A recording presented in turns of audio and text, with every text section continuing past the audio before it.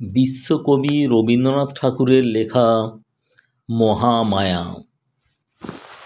মহামায়া এবং রাজীব লোচন উভয়ে নদীর ধারে একটা ভাঙা মন্দিরে সাক্ষাৎ করিল। মহামায়া কোনো কথা না বলিয়া তার স্বাভাবিক গম্ভীর দৃষ্টি ঈষৎ ভৎসনার ভাবে রাজীবের প্রতি নিক্ষেপ করিল। তাহার মর্ম এই, তুমি কি সাহসে আজ অসময়ে আমাকে এখানে আহ্বান করিয়া আনিয়াছ? আমি এ পর্যন্ত তোমার সকল কথা শুনিয়া আসিতেছি বলিয়াই তোমার এত দূর স্পর্ধা বাড়িয়া উঠিয়াছে। রাজীব একে মহামায়াকে বরাবর ঈষৎ ভয় করিয়া চলে, তাহাতে এই দৃষ্টিপাতে তাহাকে ভারী বিচলিত করিয়া দিল। দুটা কথা গুছাইয়া বলিবে মনে করিয়াছিল, সে আশায় তৎক্ষণাৎ জলাঞ্জলি দিতে হইল। অথচ অবিলম্বে এই মিলনের একটা কোনো কিছু কারণ না দেখাইলেও চলে না। তাই দ্রুত বলিয়া ফেলিল, আমি প্রস্তাব করিতেছি এখান হইতে পালাইয়া গিয়া আমরা দুজনে বিবাহ করি। রাজীবের যে কথাটা বলিবার উদ্দেশ্য ছিল সে কথাটা ঠিক বলা হইল বটে, কিন্তু যে ভূমিকাটি মনে মনে স্থির করিয়া আসিয়াছিল তাহার কিছুই হইল না। কথাটা নিতান্ত নীরস, নিরলঙ্কার, এমনকি অদ্ভুত শুনিতে হইল। নিজে বলিয়া নিজে থতমত খাইয়া গেল। আরও দুটো পাঁচটা কথা জুড়িয়া ওটাকে যে বেশ একটু নরম করিয়া আনিবে তাহার সামর্থ্য রইল না। ভাঙা মন্দিরে নদীর ধারে এই মধ্যাহ্নকালে মহামায়াকে ডাকিয়া আনিয়া নির্বোধ লোকটা শুদ্ধ কেবল বলিল, চলো আমরা বিবাহ করি গে। মহামায়া কুলীনের ঘরের কুমারী, বয়স 24 বৎসর। যেমন পরিপূর্ণ বয়স তেমনি পরিপূর্ণ সৌন্দর্য, যেন শরৎকালের রৌদ্রের মতো কাঁচা সোনার প্রতিমা। সেই রৌদ্রের মতোই দীপ্ত এবং নীরব, এবং তাহার দৃষ্টি দিবালোকের ন্যায় উন্মুক্ত এবং নির্ভীক। তাহার বাপ নাই, বড় ভাই আছেন, তাহার নাম ভবানীচরণ চট্টোপাধ্যায়। ভাই বোন প্রায় এক প্রকৃতির লোক। মুখে কথাটি নাই, কিন্তু এমনই একটা তেজ আছে যে দ্বিপ্রহরের মতো নিঃশব্দে দহন করে। লোকে ভবানীচরণকে অকারণে ভয় করিত। রাজীব লোকটি বিদেশী, এখানকার রেশমের কুঠির বড় সাহেব তাহাকে নিজের সঙ্গে লইয়া আসিয়াছে। রাজীবের বাপ এই সাহেবের কর্মচারী ছিলেন। তাহার মৃত্যু হইলে সাহেব তাহার অল্পবয়স্ক পুত্রের ভরণপোষণের ভার নিজে লইয়া তাহাকে বাল্যাবস্থায় এই বামনহাটির কুঠিতে লইয়া আসেন। বালকের সঙ্গে কেবল তাহার স্নেহশীলা পিসি ছিলেন। ইহারা ভবানীচরণের প্রতিবেশী রূপে বাস করিতেন। মহামায়া রাজীবের বাল্যসঙ্গিনী ছিল এবং রাজীবের পিসির সহিত মহামায়ার সুদৃঢ় স্নেহবন্ধন ছিল। রাজীবের বয়স ক্রমে ক্রমে 16, 17, 18, এমনকি 19 হইয়া উঠিল। তথাপি পিসির বিস্তর অনুরোধ সত্ত্বেও সে বিবাহ করিতে চায় না। সাহেব বাঙালি ছেলের এইরূপ অসামান্য সুবুদ্ধির পরিচয় পাইয়া ভারী খুশি হইলেন। মনে করিলেন ছেলেটি তাহাকেই আপনার জীবনের আদর্শস্থল করিয়াছে। সাহেব অবিবাহিত ছিলেন। ইতিমধ্যে পিসিরও মৃত্যু হইল। এদিকে সাধ্যাতীত ব্যয় ব্যতীত মহামায়ার জন্য অনুরূপ কুলসম্পন্ন পাত্র জোটে না। তাহারও কুমারী বয়স ক্রমে বাড়িতে লাগিল। পাঠকদিগকে বলা বাহুল্য যে পরিণয় বন্ধন যে দেবতার কার্য, তিনি যদি এই নরনারী যুগলের প্রতি এ যাবৎ বিশেষ অমনোযোগ প্রদর্শন করিয়া আসিতেছেন, কিন্তু প্রয়বন্ধনের ভার যাহার প্রতি তিনি এতদিন সময় নষ্ট করেন নাই। বৃদ্ধ প্রজাপতি যখন ঢুলিতেছিলেন, যুবক কন্দর্প তখন সম্পূর্ণ সজাগ অবস্থায় ছিলেন। ভগবান কন্দর্পের প্রভাব ভিন্ন লোকের উপর ভিন্নভাবে প্রকাশিত হয়। রাজীব তাহার প্ররোচনায় দুটো চারটে মনের কথা বলিবার অবসর খুঁজিয়া বেড়ায়। মহামায়া তাহাকে সে অবসর দেয় না। তাহার নিস্তব্ধ গম্ভীর দৃষ্টি রাজীবের ব্যাকুল হৃদয়ে একটা ভীতি সঞ্চার করিয়া তোলে। আজ শতবার মাথার দিব্য দিয়া রাজীব মহামায়াকে এই ভাঙা মন্দিরে আনিতে কৃতকার্য হইয়াছে। তাই মনে করিয়াছিল, যত কিছু বলিবার আছে আজ সব বলিয়া লইবে। তাহার পর হয় আমারণ সুখ, নয় আজীবন মৃত্যু। জীবনের এমন একটা সংকটের দিনে রাজীব কেবল কহিল, চলো তবে বিবাহ করা যাউক। এবং তারপরে বিস্মিত পাঠ ছাত্রের মতো থতমত খাইয়া চুপ করিয়া রইল। রাজীব যে এরূপ প্রস্তাব করিবে মহামায়া যেন আশা করে নাই। অনেকক্ষণ তাই নীরব হইয়া রইল। মধ্যাহ্নকালের অনেকগুলি অনির্দিষ্ট করুণ ধ্বনি আছে, সেগুলি এই নিস্তব্ধতায় ফুটিয়া উঠিতে লাগিল। বাতাসে মন্দিরের অর্ধসংলগ্ন ভাঙা কবাট একবার অত্যন্ত মৃদুমন্দ আত্মস্বর সহকারে ধীরে ধীরে খুলিতে এবং বন্ধ হইতে লাগিল। মন্দিরের গবাক্ষে বসিয়া পায়রা বকম বকম করিয়া ডাকে। বাইরে শিমুল গাছের শাখায় বসিয়া কাঠঠোকরা একঘেয়ে ঠক ঠক শব্দ করে।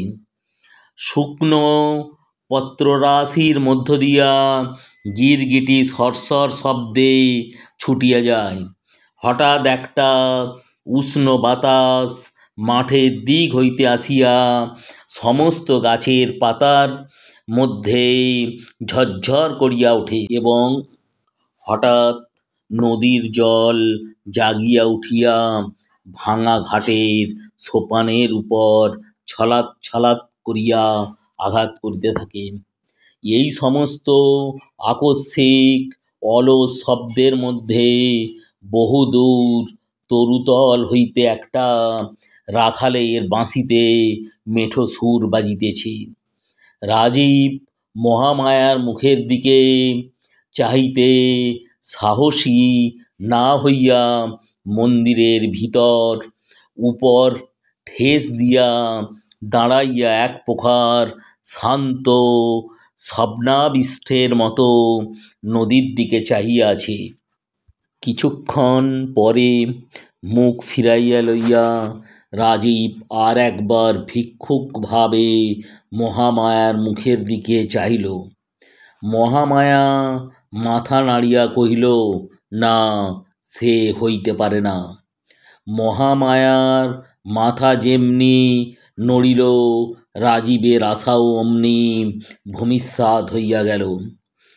কারণ রাজীব সম্পূর্ণ জানিত মহামায়ার মাথা মহামায়ার নিজের নিয়মানুসারেই নড়ে, আর কাহারও সাধ্য নাই আপনাকে আপন মতে বিচলিত করে। প্রবল কুলাভিমান মহামায়ার বংশে কতকাল হইতে প্রবাহিত হইতেছে, সে কি কখনো রাজীবের মতো অকুলীন ব্রাহ্মণকে বিবাহ করিতে সম্মত হইতে পারে?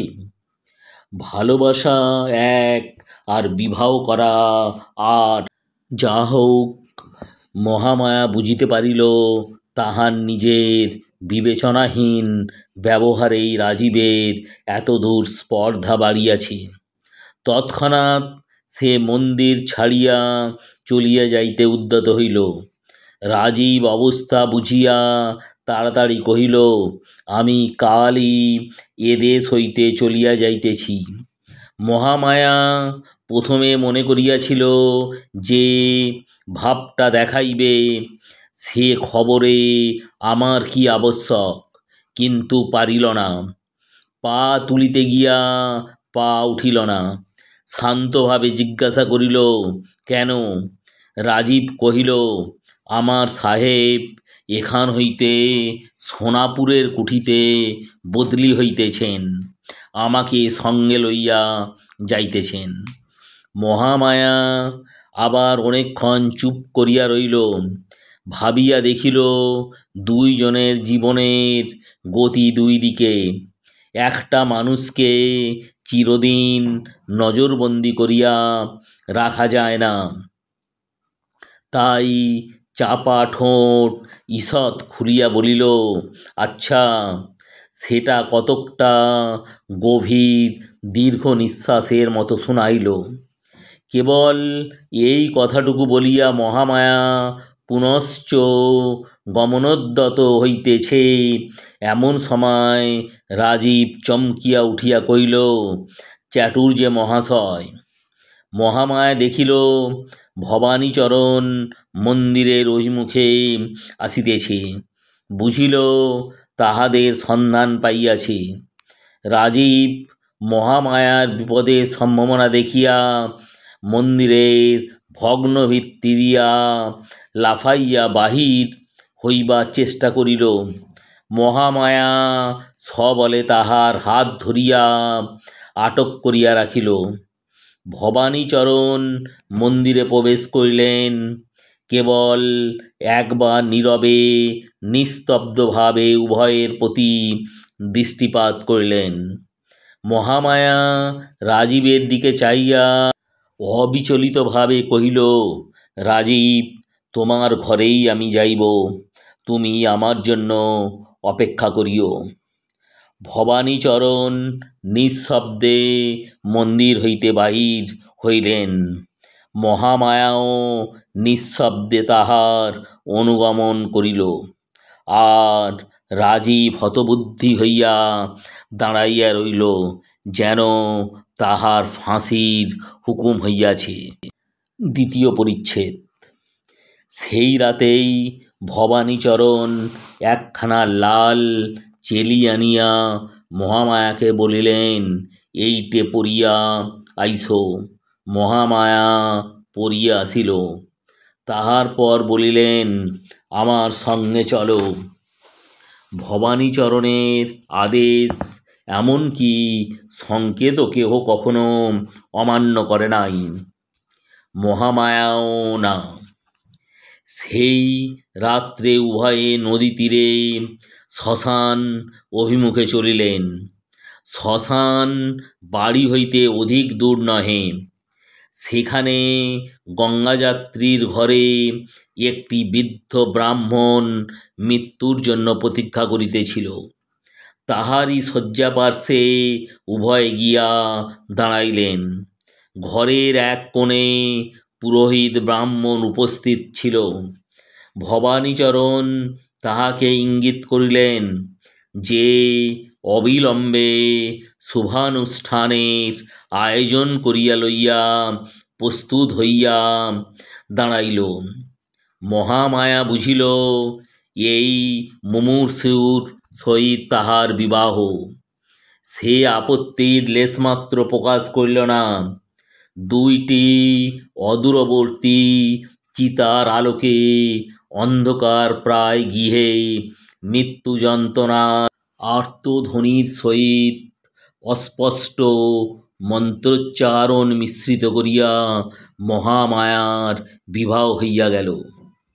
যেদিন বিবাহ তার পরদিনই মহামায়া বিধবা হইল। এই দুর্ঘটনায় বিধবা অতিমাত্র শোক অনুভব করিল না এবং রাজীবও মহামায়ার অকস্মাৎ বিবাহ সংবাদে যেরূপ বজ্রাহত হইয়াছিল, বৈধব্য সংবাদে সেরূপ হইল না। এমনকি কিঞ্চিৎ প্রফুল্ল বোধ করিতে লাগিল। কিন্তু সে ভাব অধিকক্ষণ স্থায়ী হইল না। দ্বিতীয় আর একটা বজ্রাঘাতে রাজীবকে একেবারে ভূপাতিত করিয়া ফেলিল। সে সংবাদ পাইল শ্মশানে আজ ভারী ধুম, মহামায়া সহমিতা হইতেছে। প্রথমেই সে ভাবিল সাহেবকে সংবাদ দিয়া তাহার সাহায্যে এই নিদারুণ ব্যাপার বলপূর্বক রহিত করিবে। তাহার পরে মনে পড়িল সাহেব আজই বদলি হইয়া সোনাপুরে রওনা হইয়াছে। রাজীবকেও সঙ্গে লইতে চাহিয়াছিল, কিন্তু রাজীব 1 মাসের ছুটি লইয়া থাকিয়া গেছে। মহামায়া তাহাকে বলিয়াছে, তুমি আমার জন্য অপেক্ষা করিও। সে কথা সে কিছুতেই লঙ্ঘন করিতে পারে না।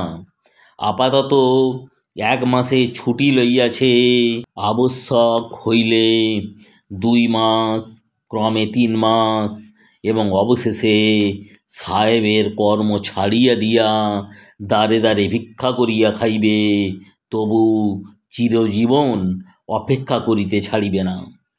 রাজীব যখন পাগলের মতো ছুটিয়া হয় আত্মহত্যা নয় একটা কিছু করিবার উদ্যোগ করিতেছে, এমন সময় সন্ধ্যাকালে মুষলধারায় বৃষ্টির সহিত একটা প্রলয় ঝড় উপস্থিত হইল। এমনই ঝড় যে রাজীবের মনে হইল বাড়ি মাথার উপর ভাঙিয়া পড়িবে। যখন দেখিল বাহ্য প্রকৃতিতেও তাহার অন্তরের অনুরূপ একটা মহাবিপ্লব উপস্থিত হইয়াছে, তখন সে যেন কতকটা শান্ত হইল। তাহার মনে হইল সমস্ত প্রকৃতি তাহার হইয়া একটা কোনরূপ প্রতিবিধান করিতে আরম্ভ করিয়া দিয়াছে। সে নিজে যতটা শক্তি প্রয়োগ করিতে ইচ্ছা করিত মাত্র, কিন্তু পারিত না। প্রকৃতি আকাশ পাতাল জুড়িয়া ততটা শক্তি প্রয়োগ করিয়া কাজ করিতেছে। এমন সময় বাহির হইতে সবলে কে দ্বার ঠেলিল। রাজীব তাড়াতাড়ি খুলিয়া দিল। ঘরের মধ্যে আর্দ্র বস্ত্রে একটি স্ত্রীলোক প্রবেশ করিল। তাহার মাথায় সমস্ত মুখ ঢাকিয়া ঘোমটা। রাজীব তৎক্ষণাৎ চিনিতে পারিল সে মহামায়া। উচ্ছ্বসিত স্বরে জিজ্ঞাসা করিল, মহামায়া, তুমি চিতা হইতে উঠিয়া আসিয়াছ? মহামায়া কহিল, হ্যাঁ, আমি তোমার কাছে অঙ্গীকার করিয়াছিলাম তোমার ঘরে আসিব, সেই অঙ্গীকার পালন করিতে আসিয়াছি। কিন্তু রাজীব, আমি ঠিক সে আমি নই। আমার সমস্ত পরিবর্তন হইয়া গিয়াছে, কেবল আমি মনে মনে সেই মহামায়া আছি। এখনো বলো, এখনো আমার চিতায় ফিরিয়া যাইতে পারিব।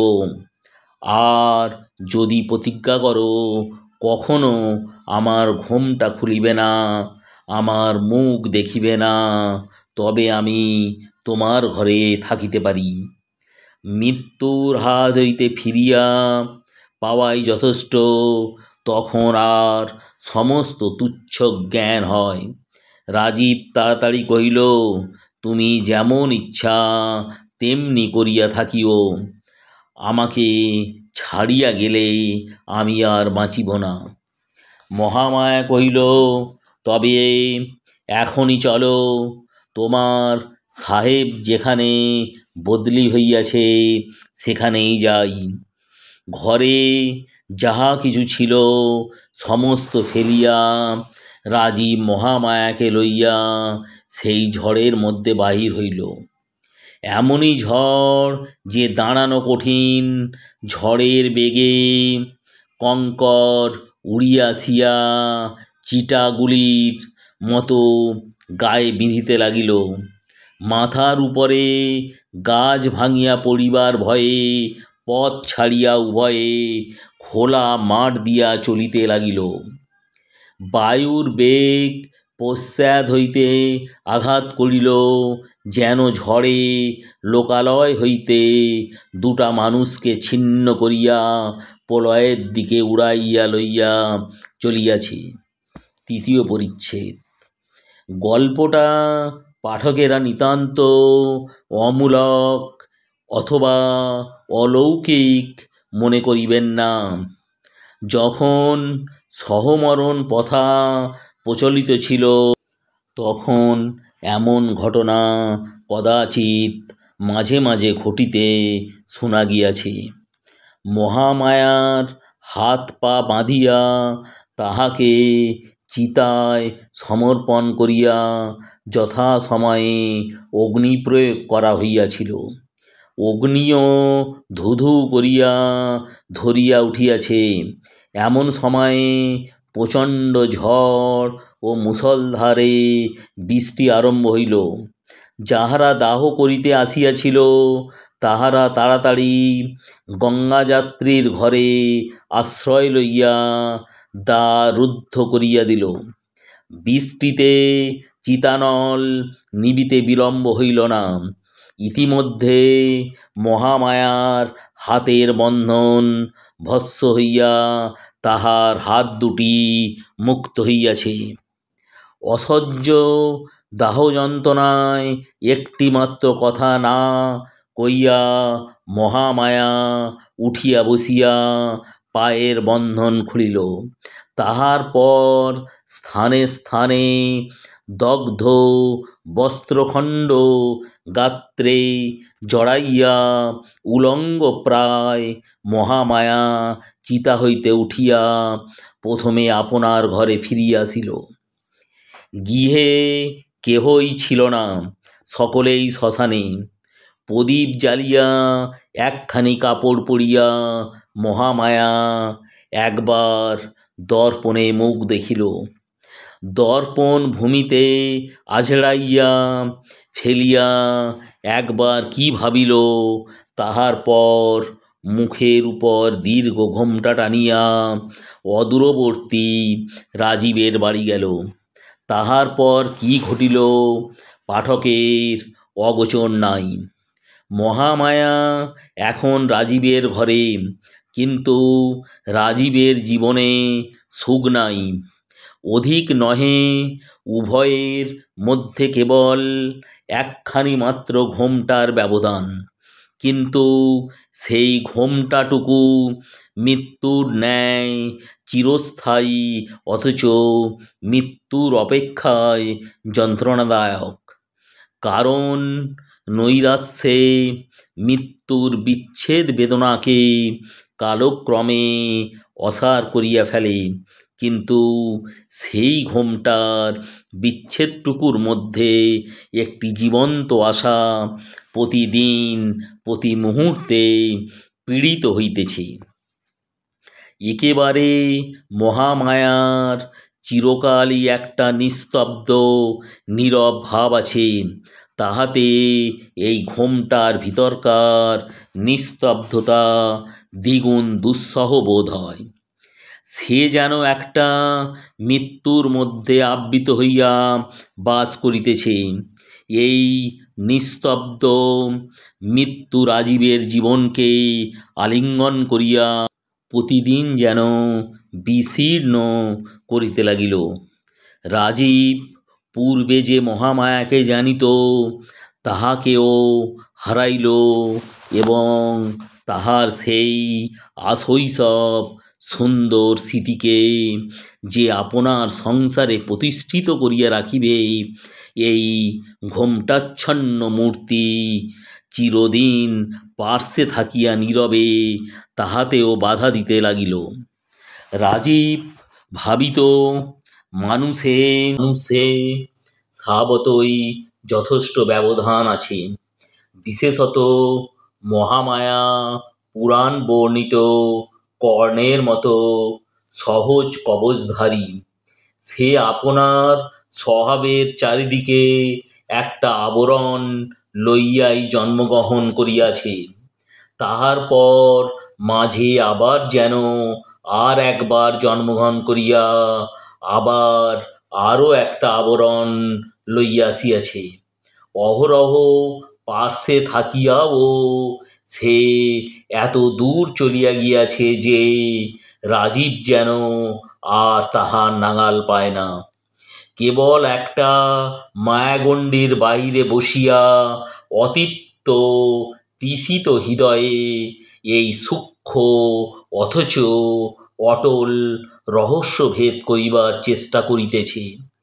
নক্ষত্র যেমন প্রতি রাত্রি নিদ্রাহীন নির্নিমেষ নতনেত্রে অন্ধকার নিশীথিনীকে ভেদ করিবার প্রয়াসে নিষ্ফলে নিশিযাপন করে, এমন করিয়া এই দুই সঙ্গীহীন একক প্রাণী কতকাল একত্র যাপন করিল। একদিন বর্ষাকালে শুক্লপক্ষ পঞ্চমীর রাত্রে প্রথম মেঘ কাটিয়া চাঁদ দেখা দিল। নিষ্পদ জ্যোৎস্না রাত্রি সুপ্ত পৃথিবীর শিহরে জাগিয়া বসিয়া রইল।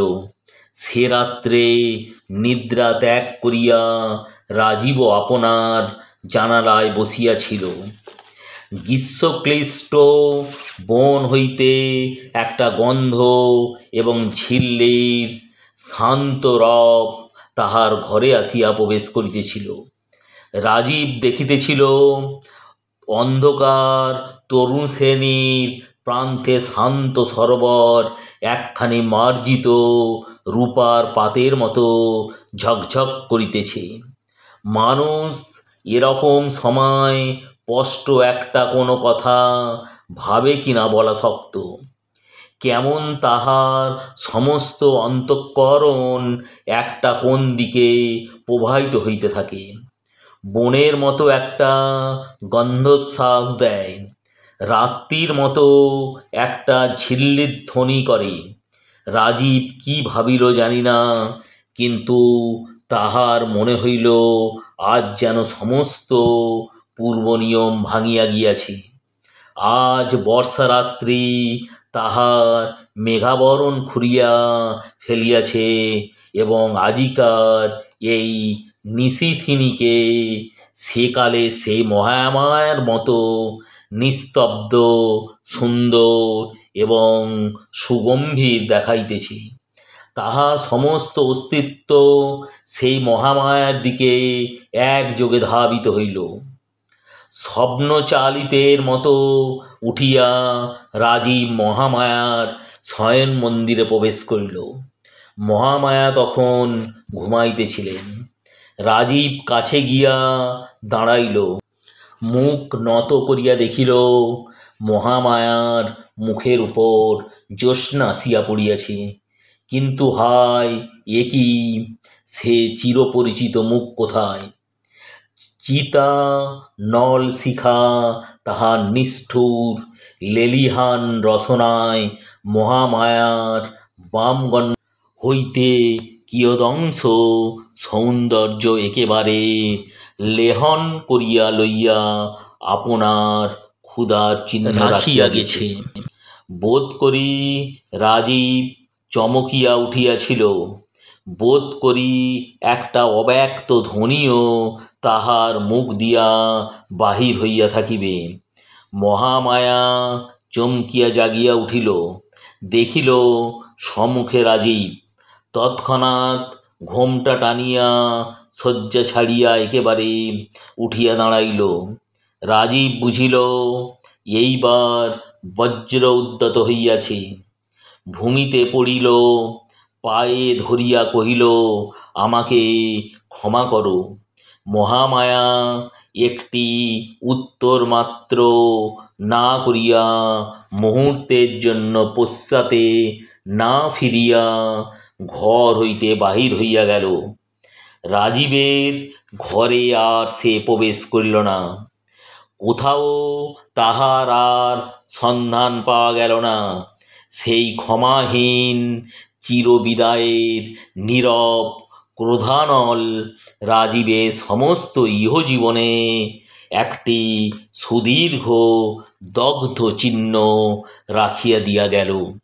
যদি ভিডিওটা ভালো লাগে তাহলে সাবস্ক্রাইব করুন, লাইক করুন ও শেয়ার করুন।